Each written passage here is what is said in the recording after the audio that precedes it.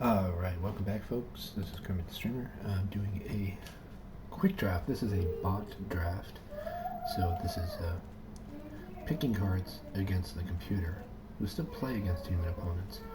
One thing that's nice about these is that you can sort of rare draft and convert your gold, which I spent 5,000 of, into gems. So what I'm going to do here is I'm going to craft Final Showdown. I don't really play Constructed much. I basically just play Constructed to do quests. Every once in a while I'll hear about or come across an interesting standard deck and I'll try it, but I haven't really been able to crack into standard. I mean, I haven't really been able to crack into anything for that matter. So Final Showdown, so what'll happen is at the end of the draft I'll gain, I believe it's 20 or, yeah, I think it's 20 gems. So, just guaranteeing some gems there. And this is also a good card. It does mean that you're leaning very hard into white. It just turns out that white is a good color in this block. Every single white card in this back looks good. Some better than others. Lesser Batala I like because it gives you a mercenary at the same time. Mystical Tether's good because it's only 3 mana. Both of these cards are very good because they're enchantments, which are, as I've talked about before, very resilient. Blood Hustler is also really good here. But since the white cards are so good, I think we'll take those, and let's see. We can take a Fell the Mighty and do the gem thing with that too, so might as well. Well, then we basically have 2 Wraths. This makes us, puts us in an interesting spot as far as how we do the rest of this draft. I want to make sure I understand how Fell the Mighty works. So you want to target a puny creature, and you can target their creature. So target a puny creature, and all the things that are bigger than it will die. So this basically makes it to where we can make sort of a traditional white weenie sort of deck. Seems like we might be able to pass the turn some. I like Green Blade here. I like Gem Lightfoot. And I do think that when in doubt in this block, you should take the green card. Green Blade is often, if you can draft right through the early part, and that should be easy to do here since this is a bot draft, often a 6/7 when it comes into play, or just something really big, a 3 casting cost, huge creature that grows itself when it comes in onto the board is just good stuff. I don't like Bovine Intervention. I would take it if there was literally like nothing else here, but there are good things here. Aloe Alchemist has been kind of an all-star. It's been really good. You get a good punch when you plot it, and 3/2 trample just seems to be okay, especially for 2 mana. Normally a card like this would be 3 mana and would be underwhelming. For 2 mana, that's pretty nice. I mean, that's better than a bear. We do like deserts, especially when they're in our 2 colors. So easy desert here, and there's not really anything exciting. Reach for the Sky is playable, but it's not a thing I'd want to pick this early. Soured Springs is nice here. Tumbleweed Rising is a good card, but I think we're going to be doing the desert thing. The nice thing about this is that this may open us up the ability to take some of those uncommon legends if we see them late, or just utility cards. Like, I'm not saying Slick Sequence is one of those, but some sort of removal spell that would normally be difficult for a 2-color deck to cast, just having a couple of deserts to help that process. See, because if we take a Forlorn Flats here, we've got one of our colors, and then we've got access through our 2 other lands to black, so we could easily splash like a good black removal spell, or a bomb black card, something like Ambush. The Ambush Gigapede would be something that I have in mind, something that you play in the late game that has a good late game effect. Not excited about any of these cards. Bristle Packed Sentry is not a thing I like, but I think because of the fact that we've got 2 Wraths, we can take something like this and be happy with it. We like games, cards that make the game go long. So it's either Bighorn, which is in our colors, or Gigapede, like I was talking about. We can splash. We would still like to see more black sources before we really commit to something like this, so I think Bighorn is just a safer thing. Not a card I love, but it has always done well against me, so that seems like a good one. Since we have 2 Wraths, my estimation of the value of Boondocks goes down quite a bit. It's a good card, I think. You don't want probably more than 1, unless you've got a very specific type of deck. But I think it's Silver Deputy here. I have not been impressed with the Silver Deputy. It's just out of those choices, that's what we had. I really like Red Rod. I could be alone in that, but I think it's fine. I'm gonna put this guy over here. This just gets us a desert when we need it, and otherwise it's kind of a worthless little dude. It does give us a nice little body that they're not going to use removal on for Fell the Mighty though. So that's one of the other reasons I kind of like it here. Don't really intend to play the Sterling Hound.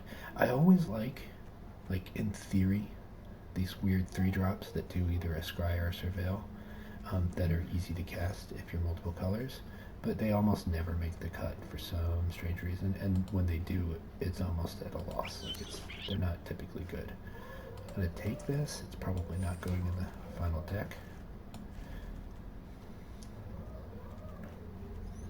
We do also have a little bit of access to blue. So, Lullaby, Betrayal of the Vault, or Throw from the Saddle.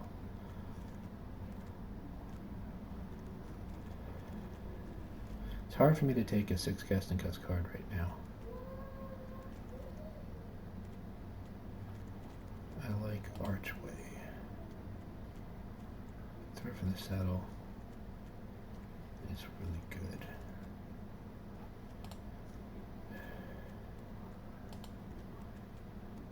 It is definitely these 3 cards with a slight nod to Ariad's Lullaby.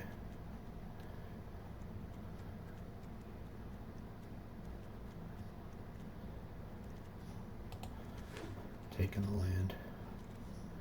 Jite? Oh yeah. Okay. Pretty easy Jite. This changes the way we want to do things a little bit though. We do maybe want to prioritize some cheap flyers if we have them in white green. Congregation Griff would be a good thing to see back maybe. I don't know whether the bots take that high, but Jite is pretty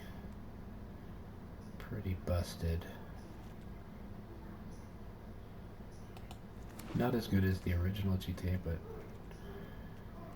still a good card, I think. Cactarantula or Prairie Dog here. Prairie Dog grows when you cast no spells. And then you can do a sort of doubling effect in the late game. It hasn't performed well for me, but looking at the rest of this pack, I do think it's the best card other than maybe Mirage Mesa.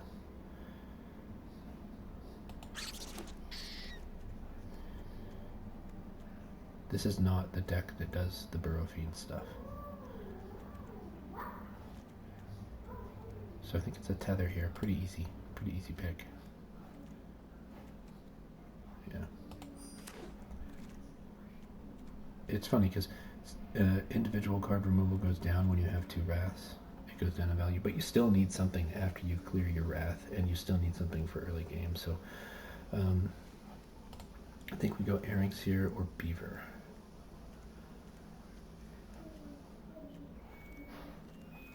And because they're relatively similar, I'm going to go Earrings for the cheapness. I do like this guy here, but given the other options in this pack, I don't think it's going to be a thing. And I do really want that Bristling Backwoods also, but I think something to play on turn 2 just is the right thing to do here. So this is where we could splash for this back for more, but we don't really have any like really cool targets for it yet. So Spinewoods Paladin, easy pick here. I'm moving it because we probably almost always want to plot it. Eartha Joe. She's probably not going to make it in. As a matter of fact, I'm pretty sure I'm not running this. These guys are still maybes. Drover, Grizzly, or Thunder Lasso. If we had like some sort of reward for crime pay, committing crimes, this Thunder Lasso would look better. But,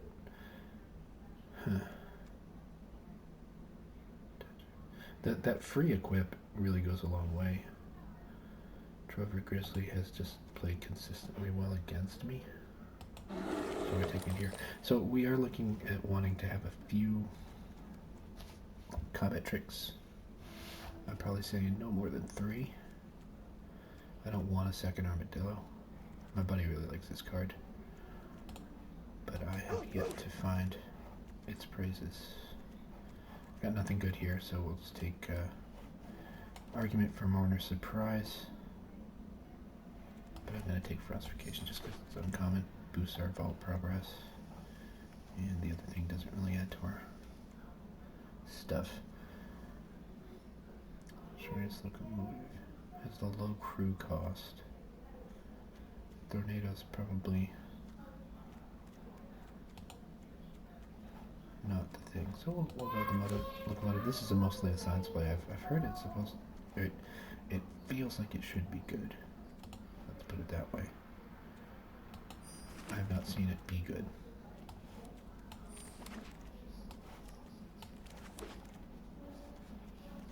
Lonely Arroyo, Frontier Seeker. This card has been played against me a lot, and it always seems to really mess me up. Take Up the Shield is great. Rocket's Entertainer is okay. I think it's easy Frontier Seeker here. Maybe we'll pick up a few more mounts to really make it worthwhile. This guy has played well against me. I think that was primarily in sealed though. Trash the Town is a pretty good card. Let's look at my creature count, 15. I think Trash the Town is just one of the things I was kind of looking for. I want this Felidar real bad, but we said we wanted some combat tricks. Here is one.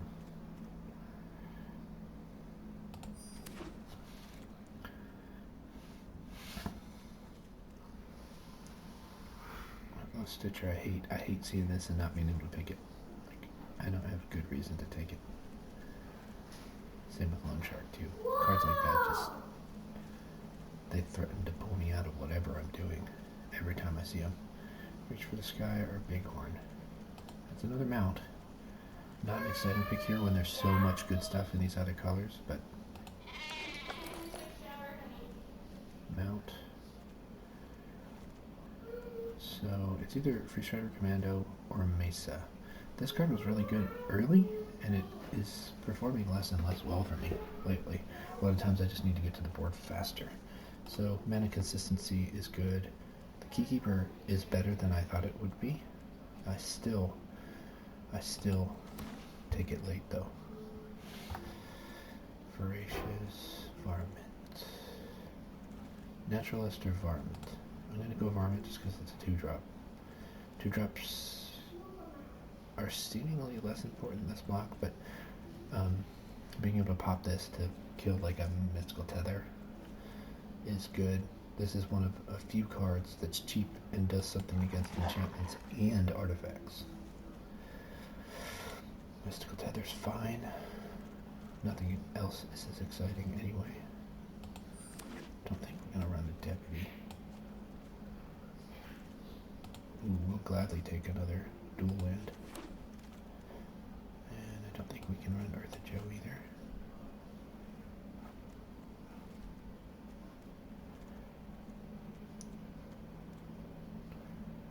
Steer Clear seems okay. Not great, just okay. And, you know, when we have a reasonable card that does the same thing as Gigapede, basically, other than leaving a body on the board, we should take the cheap card that's in our colors. Sterling Keykeeper, along the same lines. Decent card in our colors. Just taking an uncommon here, not looking to play any of those. Take an ambush. Kick a tee.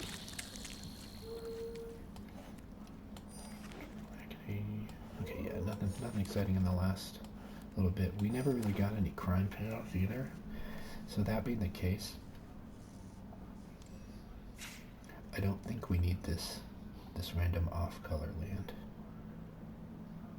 We're not looking to splash anything with it either, so we don't need this other random off color land. So all of our lands really help us out. Wondering whether we even need the Mirage Mesa. We definitely can go down to 16 lands. It's hard for me to give up the versatility of a land like this. So we obviously don't think we want our hounds. That puts us low on creatures though if we do that. So how many lands again? 13, 15, 17. Yeah, we're gonna go down one land. This gives us 7, 8 green sources and 10 white sources and a somewhat ramping card. So we can put one thing back, and I think it's going to be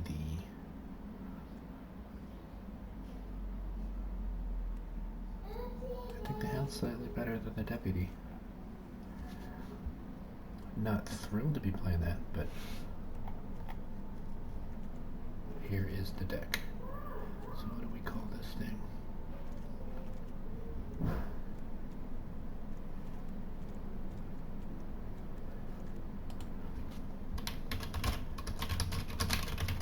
We didn't get any busted stuff.